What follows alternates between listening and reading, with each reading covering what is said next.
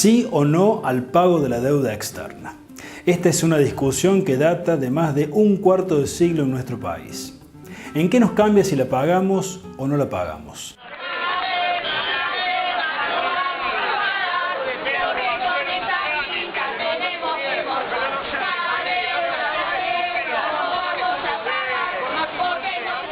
Todo el sistema, digamos, financiero internacional no puede tampoco aceptar que alegremente un deudor unilateralmente, porque fue así, la Argentina dice, bueno muchachos, estos son los planes, ofrece varias opciones, pero es la Argentina la que dice, es este plan. Si ustedes no aceptan estos planes, quedan afuera. Les da un tiempo y acreedores por 25.000 millones de dólares quedan afuera. Eso evidentemente al sistema financiero internacional le molesta porque es un precedente muy grande. Inclusive para darse cuenta, esta quita de la deuda significó el desconocimiento de deuda más grande de la historia económica mundial. Es un monto, ¿no es cierto?, reales, es un desconocimiento mayor que el que hizo Lenin con la revolución bolchevique. O sea, realmente, digamos, es una cosa pesada. Es un antecedente, digamos, que al capital financiero internacional le molesta.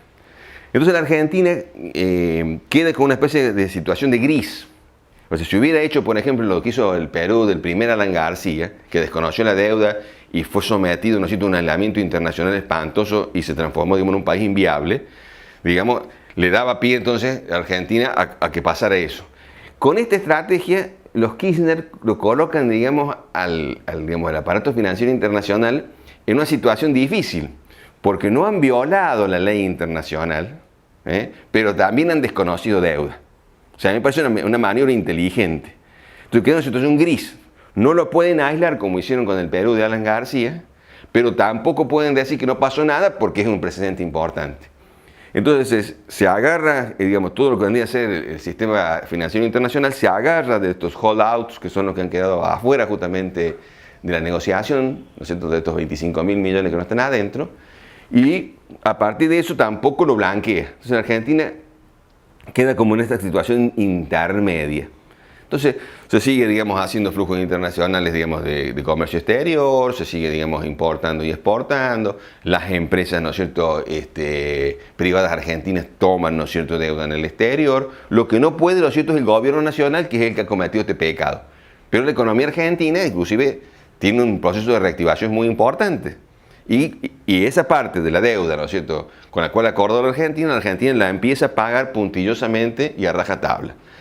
Entonces, ¿qué hace el gobierno? Ahora el gobierno intenta salir de esta situación gris, ¿no es cierto?, en que está, a una situación, digamos, de total blanqueo. Y para eso, ¿no es cierto?, tiene que pagarle la deuda, ¿no es cierto?, al Club de París, que es, digamos, un conjunto de estados nacionales que le prestan a otros estados, que es una deuda más o menos de 10.000 millones de dólares. Ya había cancelado anteriormente, recordemos, la deuda con el Fondo Monetario Internacional. Esto es importante como una aclaración.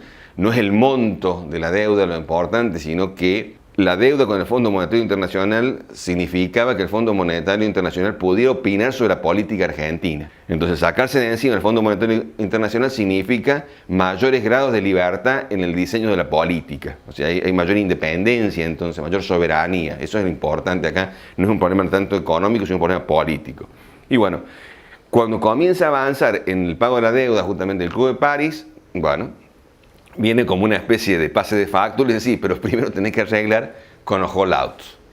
Y entonces viene todo un tironeo y a raíz de la crisis que se da, ¿no es cierto?, en el 2008, la crisis internacional, las tasas de interés bajan a prácticamente cero. La tasa internacional, ¿no es cierto?, es prácticamente cerca de cero.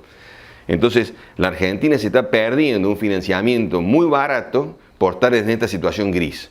Entonces el gobierno, me parece que tiene una decisión también interesante y que yo comparto, es justamente intentar ingresar en los mercados internacionales y blanquear y regularizar esa situación.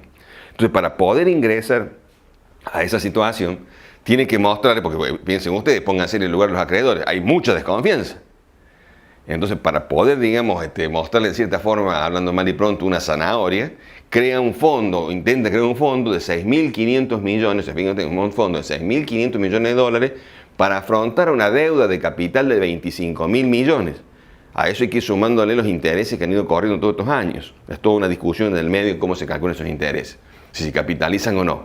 Entonces es como diciendo, mira, yo tengo 6.500 millones para ir a arreglar con ustedes, lo cual está mostrando de nuevo un mecanismo muy similar que el que hizo en el primer canje. O sea, le va a pagar evidentemente una parte le va a pagar al contado y el resto lo pagará como hizo la vez pasada, en cómodas cuotas, con un interés bajo, inclusive atado al crecimiento del PBI argentino, que está mostrando, bueno, te pago en la medida que me vaya bien. Si me va mal, bueno, te pagaré menos. Entonces, para poder hacer eso, entonces tiene que mostrarle a un mercado que está muy desconfiado que están los 6.500 millones de dólares. Y ese es el famoso fondo del Bicentenario. Vamos a comenzar en el sur del continente. La presidenta de Argentina, Cristina Fernández, confirmó la remoción de Martín Redrado del cargo de presidente del Banco Central, al negarse a usar reservas monetarias para el pago de deudas. Pero en este caso, estábamos ante la decisión que por ley le corresponde a la presidencia de la Nación y que además en realidad no estaban constituidas las comisiones. La verdad creo que se podría haber obviado todo este estrés o desgaste institucional.